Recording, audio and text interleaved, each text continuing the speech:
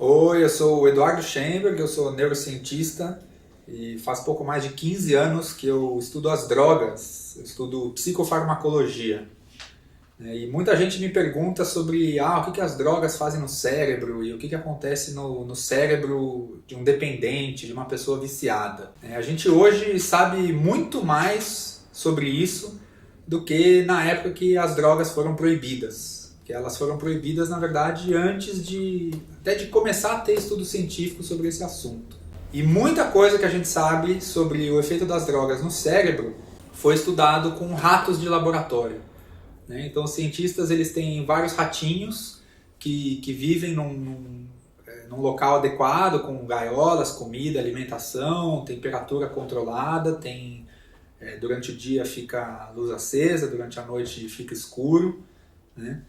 E esses ratos foram testados em outras gaiolas, onde eles podiam fazer uma série de coisas para encontrar drogas, para consumir drogas, apertar uma alavanquinha para poder beber droga, ou até com um aparato cirúrgico, o rato aperta a alavanca e entra direto na veia do rato, entra uma quantidade pré-determinada de droga. E com centenas, na verdade milhares de estudos desse tipo, usando milhões de animais, os cientistas foram desvendando o que cada droga e cada tipo de droga faz no cérebro, nos neurônios, que são as células principais do sistema nervoso central. E para algumas drogas, como a heroína, a cocaína, a metanfetamina, os cientistas conseguiram demonstrar que os ratos eles apertam muito a alavanca, compulsivamente, ou seja, é um modelo de dependência, um modelo de que o bicho está viciado em drogas, assim como pessoas podem ficar viciadas em drogas. E chega a apertar tanto que o bicho para de comer, para de beber água e alguns podem até morrer. Então disso aí criou-se a ideia de que, nossa, olha só como drogas são realmente muito perigosas. Elas afetam o funcionamento do cérebro e o bicho esquece de beber água, de comer e morre. Então tem mesmo que ser proibida, e a ideia de que as pessoas que são dependentes de drogas estariam com o cérebro danificado e passando por um processo semelhante. Só que aí nos anos 80, um pesquisador canadense, o Bruce Alexander, ele começou a fazer uma série de perguntas, porque ele percebeu que nesses estudos os ratos viviam sozinhos em gaiolas e eles eram testados para consumir drogas também sozinhos em outras gaiolas. E aí ele começou a pensar, poxa, se eu fosse um prisioneiro, se eu estivesse em prisão perpétua, sozinho numa jaula, e tivesse ali uma alavanca que eu pudesse receber morfina ou heroína, será que eu não ia querer usar droga porque simplesmente eu estava sozinho, não tinha absolutamente mais nada para fazer? Então ele montou um time e eles foram estudar essa questão, construindo o que eles chamaram de Parque dos Ratos, ou Ratolândia, que era uma área de quase 9 metros quadrados que eles construíram especificamente para esse estudo. E essa área ela é quase 200 vezes maior do que as gaiolas convencionais que viviam os ratinhos dos outros milhares de estudos feitos dessa forma.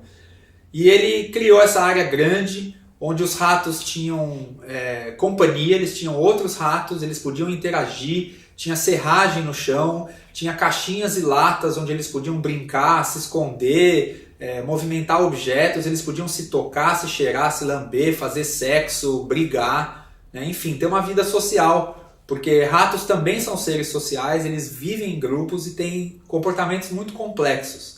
Eles inclusive pintaram as paredes da gaiola com desenhos de árvores e cenários naturais, da Ratolândia. E aí eles foram repetir os estudos e eles pegavam ratos em gaiolas e ratos da Ratolândia e botavam nas caixinhas com alavancas para receber ou beber morfina, água com morfina. E os resultados que eles encontraram são espantosos, porque os ratos das gaiolinhas individuais eles consumiam muita morfina e ficavam viciados. Só que os ratos que viviam na Ratolândia, eles consumiam muito pouca morfina e eles não ficavam viciados. Eles conseguiram até mostrar que alguns dos ratinhos das gaiolas, já viciados, se fossem viver na Ratolândia, eles começavam a parar de usar drogas. Então esse estudo do Bruce Alexander é considerado um marco na história da neurobiologia da dependência, porque ele mostra de maneira muito clara que o problema da dependência de drogas não é só usar a droga, não é usar a droga que o rato ou a pessoa vicia e não consegue mais parar. Para ficar viciado, depende de onde o rato vive, com quem ele convive, o que ele tem para fazer e o quão enriquecida é a vida dele. E a coisa é muito parecida com a gente, com as pessoas. Então para pensar um pouquinho o que isso quer dizer sobre a guerra às drogas. O que é a guerra às drogas? É uma guerra aos dependentes de drogas, porque drogas são objetos inanimados. Não dá para fazer guerra contra um objeto. Guerra são pessoas contra pessoas. E quando a gente faz guerra com os dependentes e coloca eles nas cadeias, a gente está imitando o que se fazia com os ratinhos em gaiolas individuais. Essas pessoas sofrem, elas ficam isoladas, solitárias, elas passam por mais violência e quando elas saem da cadeia, elas vão usar ainda mais drogas. Então colocar a pessoa na cadeia porque ela usa drogas, porque ela está dependente de drogas, ou fazer uma internação forçada numa clínica, onde ela fica longe da família, onde às vezes tem salas de confinamento individual, se acham que a pessoa está agressiva, isso tudo na verdade está piorando o problema.